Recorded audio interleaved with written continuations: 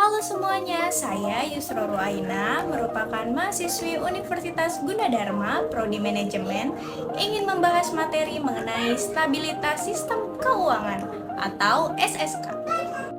Yang pertama ada definisi.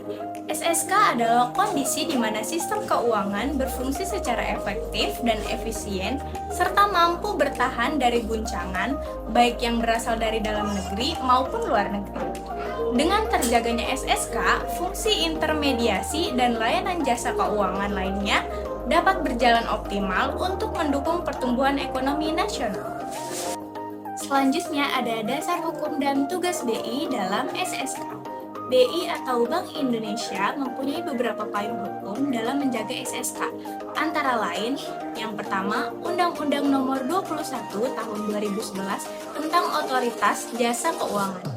Yang kedua, Undang-Undang Nomor 9 Tahun 2016 tentang Pencegahan dan Penanganan Krisis Sistem Keuangan. Yang ketiga, Undang-Undang Nomor 4 Tahun 2023 tentang Pengembangan dan Penguatan Sektor Keuangan atau UU P2SK. BI sebagai bank sentral juga memiliki tugas memelihara stabilitas sistem keuangan sebagai bagian dari mandatnya yang juga mencakup stabilitas nilai rupiah dan sistem pembayaran. Selanjutnya, kebijakan makroprudensial. Kebijakan makroprudensial adalah kebijakan yang ditetapkan dan dilaksanakan oleh BI untuk ikut menjaga SSK melalui mendorong intermediasi yang seimbang, berkualitas dan berkelanjutan, memitigasi dan mengelola resiko sistemik, serta mendorong inklusi ekonomi atau keuangan dan keuangan berkelanjutan.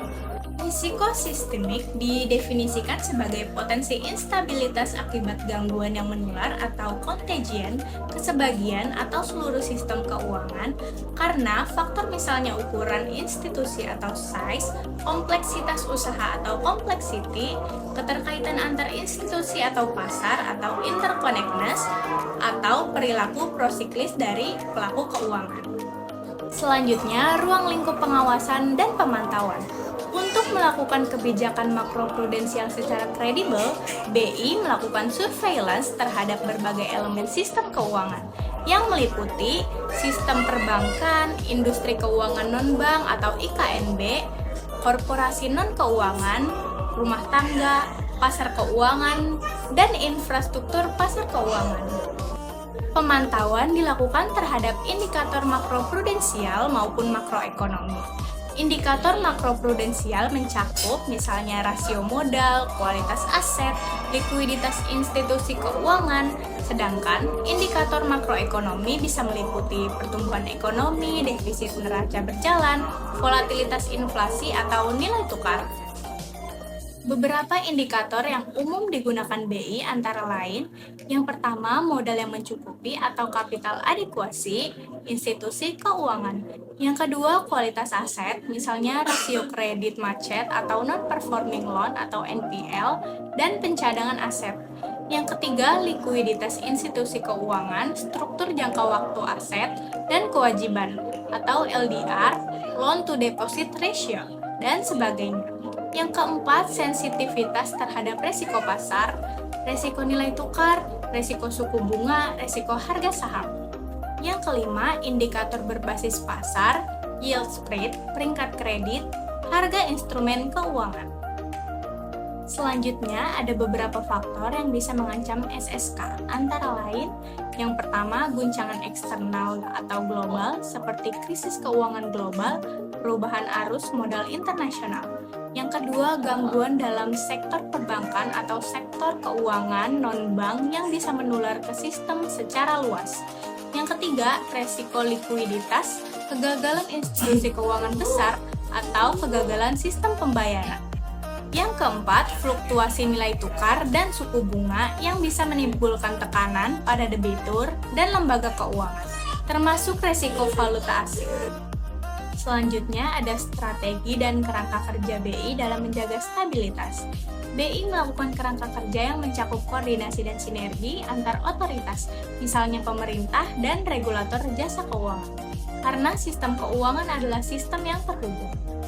Yang kedua ada pemantauan dan deteksi dini melalui riset dan surveillance sistem keuangan untuk mengenali kerentanan dan mengambil kebijakan sebelum krisis terjadi. Yang ketiga, manajemen dan pencegahan krisis. Sebagai bank sentral, BI punya fungsi sebagai leader of last resort atau LOLA.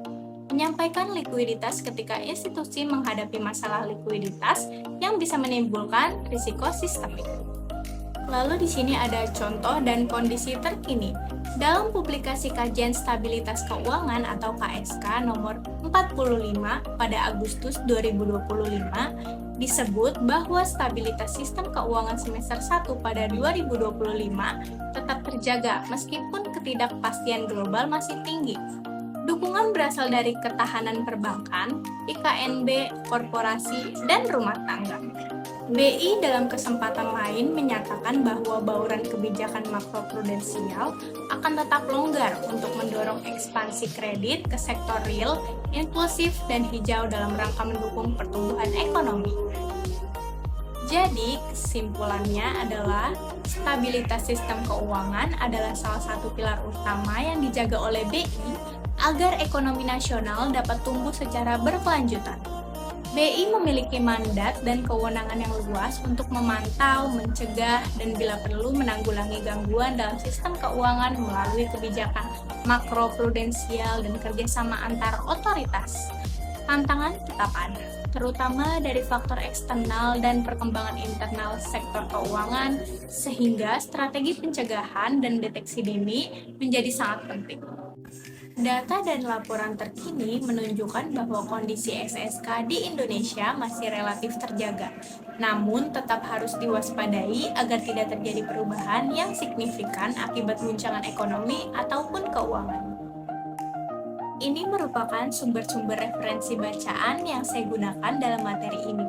Jika kamu ingin membacanya, aku taruh di bawah ya. Bye!